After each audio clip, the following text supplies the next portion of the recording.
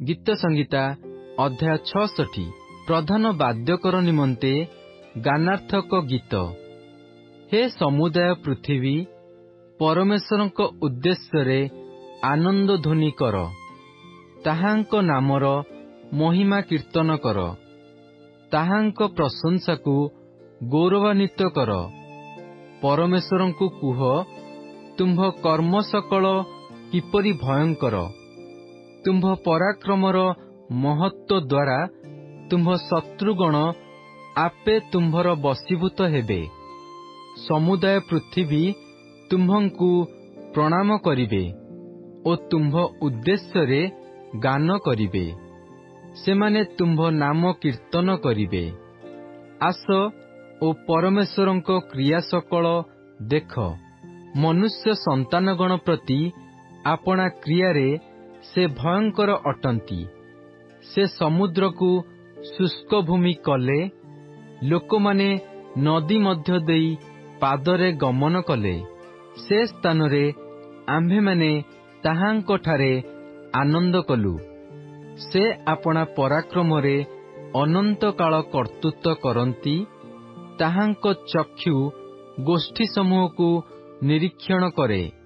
विद्रोही माने आपणा मानंकु उन्नत न करंतु। हे जनवृंद, तुम्भे माने आम्भ मानंको परमेश्वरंकर धन्यवाद कर ओ ताहांक प्रशंसा ध्वनि शुणाओ। से आम्भ मानंको प्राण को जीवदशारे रखंती ओ आम्भ मानंको चरण को विचलित हेबाकु दियंती नहीं। कारण हे परमेश्वर, तुम्भे आम्भ मानंकु परीक्षा करियछ। रूपा परखिला परी तुम्भे आम्भ मानंकु परखियछ। तुम्भे आम्भ मानंकु जालरे पकाइयछ। तुम्भे आम्भ मानंको कटी देशरे भारी बोझ थोइयछ।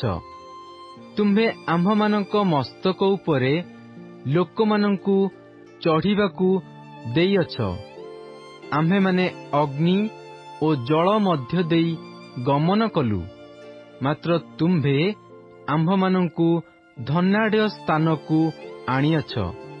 मु होम बलि नेई तुम्भ गृह को आसीबी। मु संकटरे थिला बेले मो ओष्ठाधर जाहा उच्चारण करियछि ओ मो मुख जाहा कहियछि, मोहर सेही सबु मानत तुम्भ उद्देश्य रे पूर्ण करिबी। मु तुम्भ उद्देश्य रे मेषरूप धूप सहित हृष्टपुष्ट होम बलि उत्सर्ग करिबी। मु छाग संगे वृष बलिदान करिबी। हे परमेश्वरଙ୍କ भयकारी समस्ते, आस शुण। आउ से आम्भ प्राण पाई जाहा करियछंती ताहा मु वर्णना करिबी। मु आपणा मुखरे ताहांकु डाकिली ओ मो जिह्वा द्वारा से प्रतिष्ठित हेले। जेबे मु मन मध्यरे अधर्म को आदर करे, तेबे प्रभु मो कथा शुणिबे नहीं।